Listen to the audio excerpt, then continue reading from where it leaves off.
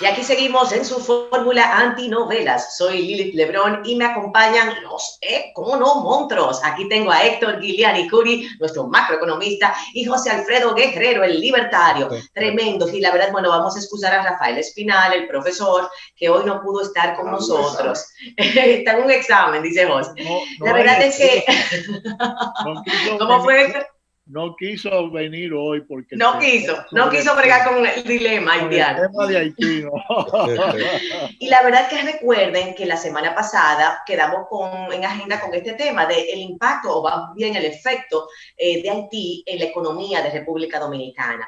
Y qué bueno que lo tratamos porque siento que hay mucho que aprender y estamos tan cerca que es inevitable conocernos, entendernos y también saber la interrelación o el impacto que pueden tener, digamos, los países de manera al mismo tiempo, porque estamos en el mismo sitio.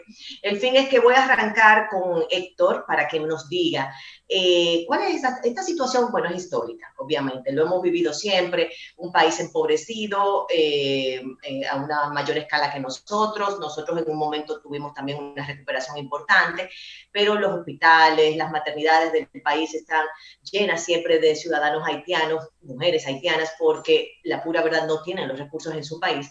Y aquí digo yo que aquí están naciendo muchos niños haitianos en República Dominicana y tenemos obviamente una gran población de gente que viene del hermano país de Haití.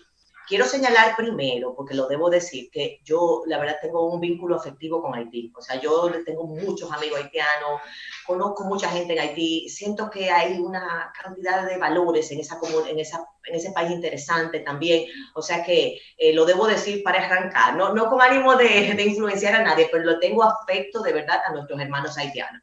Pero obviamente uno no puede adoptar si no puede mantener sus hijos paridos. Eso es una realidad, Pero arranquemos con Héctor, cuéntame a ver, ¿cómo lo ves? Héctor, se mandó Héctor. Se fue José Alfredo, arranca tú en lo que Héctor conecta de nuevo. Mira, Lili, República Dominicana y Haití comparten una isla. Y el asunto con Haití es resolverlo si los dos países tuviéramos políticas de libre comercio. Fuéramos un país muy poderoso, porque mira, Taiwán es un país que está a miles de kilómetros de Estados Unidos.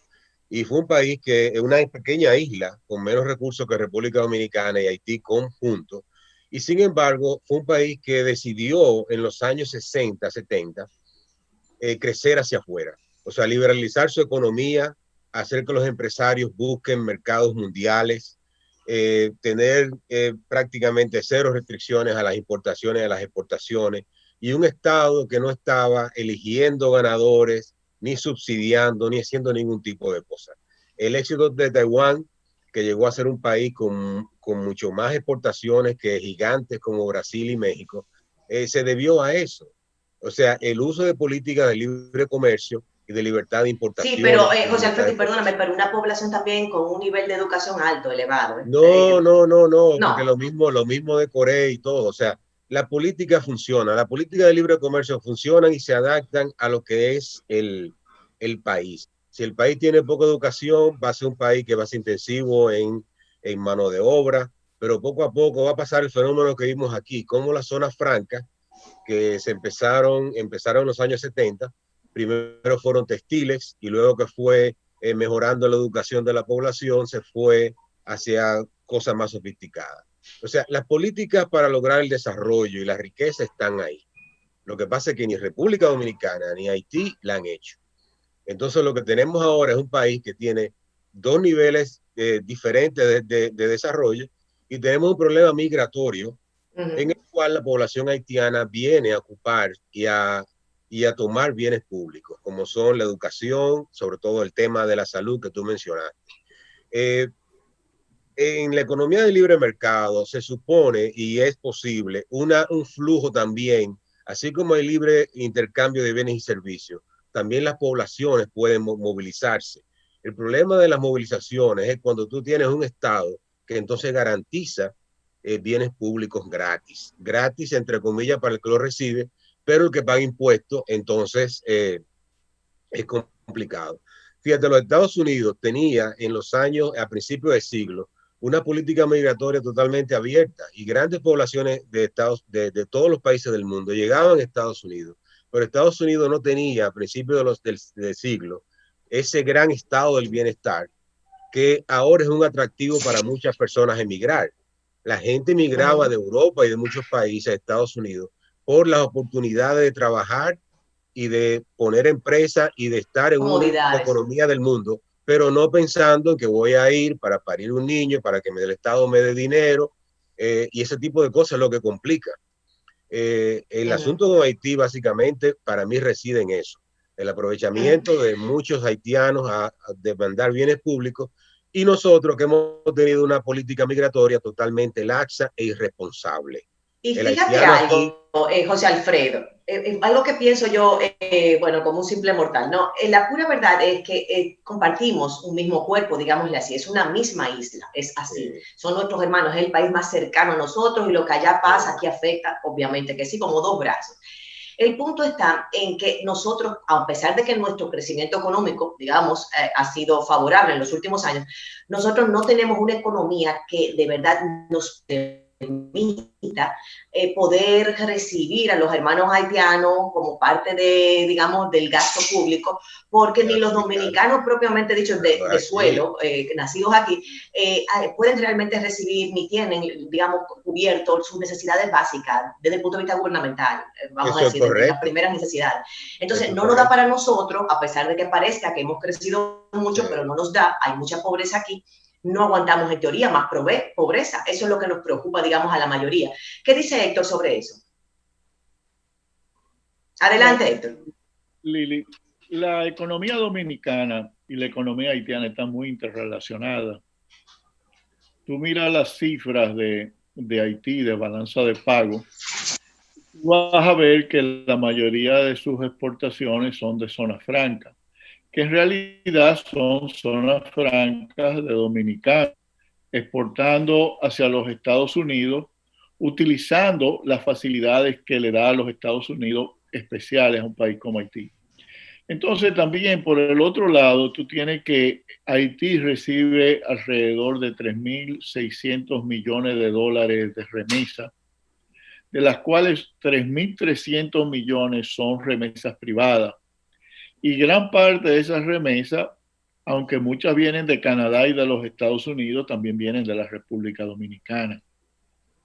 Así que básicamente Haití ahora con esta situación del COVID-19 se va a ver afectado negativamente por el efecto que ha tenido en la República Dominicana el COVID sobre el turismo, un sector hacia el cual había ido esa mano de obra. También Haití tiene una situación económica inestable, un crecimiento muy bajo el año pasado, negativo de menos 0.4 y el anterior también de menos 1.2. Así que nosotros, debido al debilitamiento de la economía haitiana, eso es algo que va a seguir produciendo flujos migratorios hacia la República Dominicana debido a esa situación. Ahora, yo lo que creo... Y perdona, Héctor, la interrupción, pero hay mucha mano de obra, porque no es que hay un flujo de gente que viene aquí a quedarse. No, es mano de obra. Hay mucha mano de obra haitiana trabajando. Es mano de obra, y una mano de obra en realidad es el resultado de una política que el gobierno dominicano ha estimulado por años.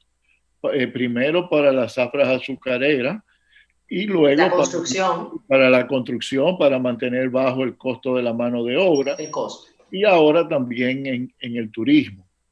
Entonces, pero fíjate una cosa, yo creo que, como decía José Alfredo, algo en que se debe concentrar el gobierno dominicano es que Haití se integre, por ejemplo, al acuerdo que la República Dominicana y otras naciones del Caribe tienen con la Unión Europea, de manera que ellos se adhieran firmemente a ese acuerdo y que las exportaciones de la República Dominicana hacia Haití se puedan regularizar, sean más formales, y que no dependan de los arranques de las políticas internas política, asuntos políticos que convive Haití, por ejemplo, los cierres de la frontera intermitentemente, sino que tenga que establecer las reglas establecidas en los acuerdos internacionales. Yo creo que eso sería el primer logro de la República Dominicana. Mira, hay una ley en economía que se llama la ley de la gravedad,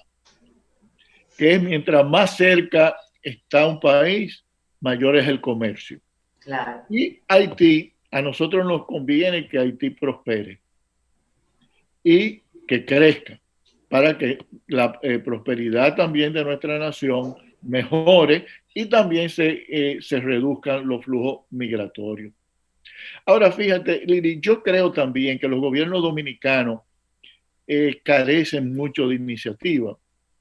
Está el problema de las parturientas. Entonces, tú tienes la principal razón por la cual las naciones desarrolladas no pueden transferir recursos a Haití es porque prácticamente no hay gobierno. Y entonces el gobierno haitiano no puede ejecutar políticas, por ejemplo, junto con la comunidad internacional para mejorar los sistemas de salud. Entonces nosotros lo que podríamos decir es decirle, miren, ok, nosotros vamos a poner un hospital allá. Nosotros vamos a poner hospitales en zona de nadie, en las zonas compartidas, que sean financiados por la comunidad internacional. Y no solamente la construcción, sino también el pago de los doctores y todo ese tipo de cosas. Y las haitianas parturientes y también las personas, los dominicanos que viven en la frontera, se pueden utilizar esas facilidades.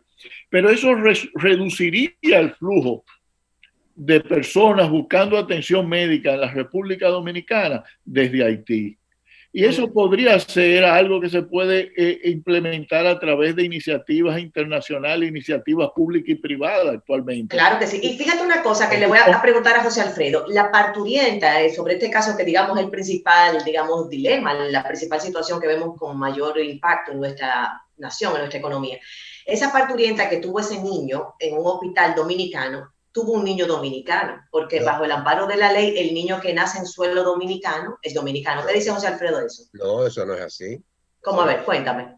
Son haitianos. O sea, los haitianos que nacen aquí son haitianos. Pues la Constitución haitiana dice que es haitiano todo niño nacido en Haití o de padres haitianos. Esos niños nacen son haitianos, no son dominicanos.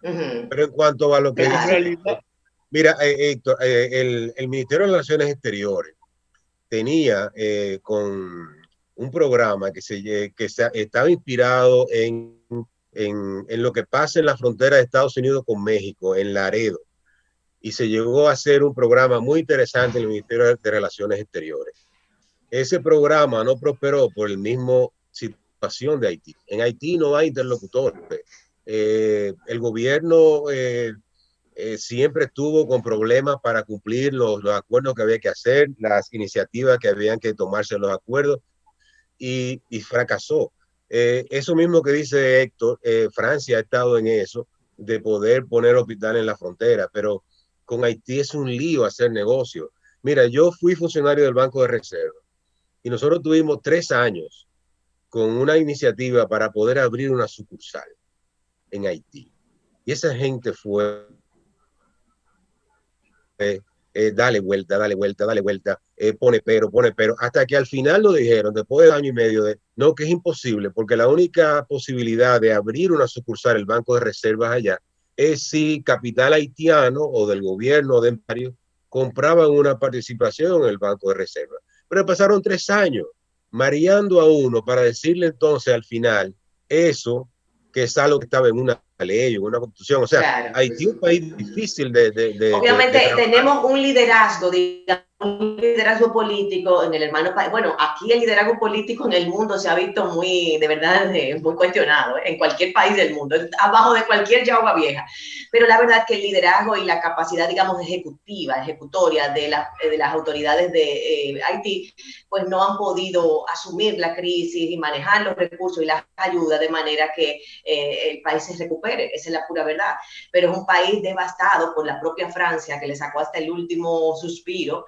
Y, no, por Dios, ya eso pasó. Bueno, la historia no miente, pero vamos a ver qué dice esto. Eso pasó hace mucho, pero todavía, señores, lo están sufriendo. Mis amigos haitianos. Se lo cobraron en vida, no dejaron un blanco.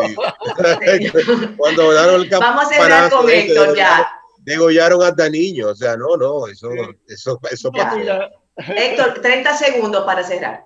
Mira, Lili, yo creo que el gobierno dominicano también tiene medios para hacer que Haití también cumpla con los compromisos. La mayoría del liderazgo político haitiano viene a la República Dominicana. ¿Ok? A atenciones médicas, a todo viene a la República Dominicana. Entonces también nosotros debemos usar nuestro poder económico. Yo creo que a veces nosotros nos subestimamos. Y debemos ejercer mucho más presión sobre el liderazgo haitiano para que cumpla sus compromisos. Y también tenemos el problema de la migración. Bueno, ok, tú no quieres ir normalizando tu situación, pues entonces yo te voy a comenzar a apretar las tuercas con respecto a eso. Y yo creo que ahí el gobierno dominicano falla. Y también la élite dominicana no se ocupa de Haití. Mi papá, por ejemplo, hablaba creol. Tú sabes que don Rafaelito, mi suegro, siempre dijo que nosotros deberíamos aprender a hablar creol porque los haitianos hablan español, saben español. Nos tenemos que despedir, señores, pero la verdad que este es un tema muy apasionante. Yo creo que nos queda todavía cola que tirar, todavía nos queda que debatir, y sobre todo cuando se sume Rafael también. Muchísimas gracias a ambos, los económetros, José Alfredo Guerrero, Héctor Guiliani Curi con nosotros. Y vamos a una pausa para seguir con más de su contenido. Ahora hablaremos, señores, miren qué interesante, la nueva política de Uber contra el racismo. Si usted es racista, no use Uber, está diciendo Uber. Miren qué interesante campaña que refleja valores muy, muy específicos. Así que vamos con Erika Valenzuela para tratar el tema en breve. No se vayan. Gracias.